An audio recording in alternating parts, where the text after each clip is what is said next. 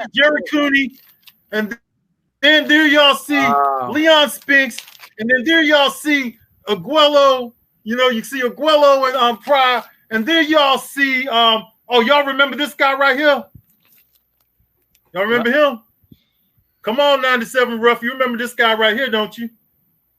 Is that Ayala? Yeah. Make atheists beg to be forgiven and listen to Christians. I get 5%ers and white supremacists switching positions. I put the fear of God in Christopher Hitchens. Put feminist bitches in kitchens and make vegans live off of chicken and chitlins. Got a redhead kingpin pumping hottie hobby. If she got a sloppy body, get my bitch some birth control from Hobby Lobby. I'm a fat American. The quality isn't there. So everyone is just looking for clickbait right now. You know, and these are reputable sites clickbaiting. Yeah, well, and that's my point, Beeb. So, like, I see old media and new media put shit out, and it ends up not being true. Like a lot of times, Right. like they're wrong. That they're like airball wrong. But what is a source? A source can be anything. You could be in a gym one day, and the guy that grabs the coffee for the fighter in a camp, he could say something to you. Technically, that's a source. How reputable is that source? Absolutely, Pete. But that's why I'm talking about the batting average, right? If a guy if he's right 9 out of 10 times when he says something, right? Like, hey guys, my sources say this, and 9 out of 10 times he's right. That's a pretty good batting average. Some of these dudes don't even got 4 out of 10 times. Sometimes they're right every blue moon, okay? But they're full and this is old media, new media. But let me ask you a question. What's the difference between old media and new media? There really isn't a difference. But what do they do? You know why I'm labeling it that way. They label themselves. They label themselves as new media. But what are they doing that's so revolutionary that old media hasn't done already? Once again, not a damn thing. They're not doing nothing different. They're the same as the old media. 100%. Thing else.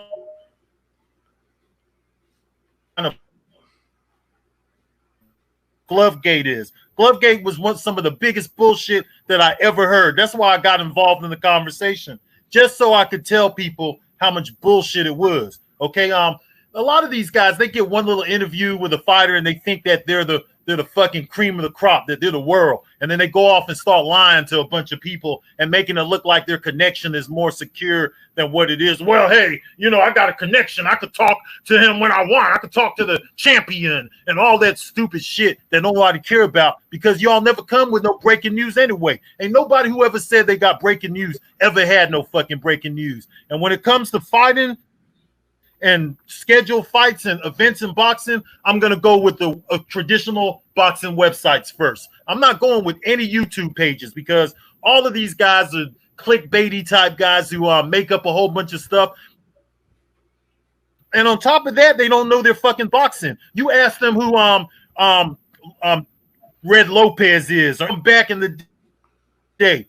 They don't know who these guys. They don't even know Terry Norris and Meldrick Taylor, Julio Cesar Chavez. Ask them 5 people who Julio Cesar Chavez fight. They wouldn't even be able to tell you. And most of them all think that either Floyd Mayweather's the greatest, the TBE, and they all of these guys follow the same handbook, man. Okay, and it's about making money. It's about getting exclusives. It's about themselves. It's about their channels. And they're doing no justice for the sport. And they did no justice for Deontay Wilder with this Glovegate shit.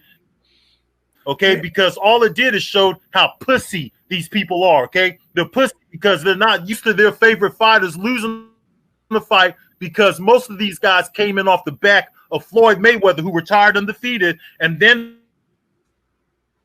2 guys had not lost yet. So when Wilder finally did lose, some guy named Young Pharaoh came along, who's not even a boxing fan, and gave these guys all their talking points. Okay, they had nothing to say about until after some non-boxing fan came around and looked at a couple of slides and then they took that and they took it and made it into more than what it needed to be, and started looking at frames of every glove and stuff. In my opinion, Tyson Fury didn't cheat. Now, after listening to them, at first I thought maybe he did cheat a little bit, but after listening to the defender, the Wilder Defense Committee, after listening to them, I'm convinced now that Tyson Fury won the fight clean, 100%.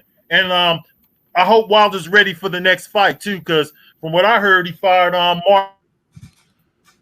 I heard he got a new trainer. I just don't know what it's going to take for him to beat somebody like Tyson Fury. All I know is they better look at them damn gloves next time and stop making all these lame ass excuses, because only pussies do that. Only pussy boys do that. Pipe, and if I ain't offend you, I ain't probably say it right. If you're gonna call Tyson Fury a cheater, then you're calling the legendary Kronk cheaters as well. In what world? Just answer me this, anyone on this panel. In what world can you have a glove half hanging off your wrist and punch effectively with it? Imagine hitting a heavy bag or with your glove halfway off. How can you generate power like that? How could you throw a straight punch without your glove flopping over? Like, how is that an advantage to have your glove half hanging off? In what world is that possible? It's not an advantage. Plus, I don't think it was half. I think it's ridiculous to say that it was there, because if you ever put on a pair or even looked with your eyes at 10-ounce gloves, or there was some people that did fantastic demonstrations where they put on not the sparring gloves that young Pharaoh was putting on, okay, but actual 10-ounce gloves, horsehair, okay, hybrid gloves like the ones Tyson Fury wore. Okay, those dudes' hands are nowhere near as big as Tyson Fury's, and you could see a big ball, okay, in the wrist area. It's like extremely obvious, bro. Right. It's laughable to think that, okay. And there's side-by-side pictures of the palm of Fury. You had a channel out here, dude, okay, and it's a big boxing channel with over 100 subscribers, saying that he actually said that you're not supposed to see the palm. Okay, it's supposed to be all wrapped up. Well, that's not even true. NRA losing fans and being hated. That's a regular day. Okay. Telling the people that are bringing this out that commissions, people of authority, they think that's part of the conspiracy. You know what I mean? I've had fans say. No, I get it, but my thing is that's not an effective. It's effective to like it is effective, but that's not gonna to people that are believing the conspiracy. That's not gonna hit home. What's gonna hit home is the fact that they have a glove selection meeting and Wilder's team is there. Okay, so even if you think the commission's corrupt, they're there. Okay. Diaz was there when they wrapped the hands. They look at the gloves when they're there. Like the Wilder's team was there. But now they're saying I don't care. The Rugged Man should be censored, not just the song, the whole person. I wish he would die a slow, painful death. Heavyweight champion of the world. It's just bullshit excuses, man. That's all they got. Yeah. It just bullshit excuses, man. Blood said in the beginning. Like Blood said. Look. You don't want to separate racism with boxing, but it's always been there. People get trapped in it. It's a very tribal thing. You know what I mean? Like, you don't want to go against, if you're black, if you don't want to go against black. If you're Mexican, you don't want to go against Mexican. If you're Puerto Rican, you don't want to go against Puerto Rican. If you're an Irish guy, you know what I mean? It's a tribal. I'm never going to go for Puerto Rican, bro. I'm just joking. Go ahead. And it sucks. I mean, those guys are not boxing fans, but that's what drives boxing. That drives boxing. When I hear guys go like this, let me tell you this. When I hear guys go, how in the fuck did America vote for Trump? Well, Trump was way back with Bob Arum and Don King. As much as Bob loves to go talk shit about Trump, dude, he's incited racism in boxing millions of times. There was no such thing as Puerto Rico versus Mexico, Philippines versus Mexico, until he came along and decided to put a label on it. Once again, when it comes to Deontay Wilder, man, he just needs to listen to whoever he has in his corner who has the experience, who's been through the type of things that he's going through. I heard that he's in good contact with George Foreman, and I think that that's a great start.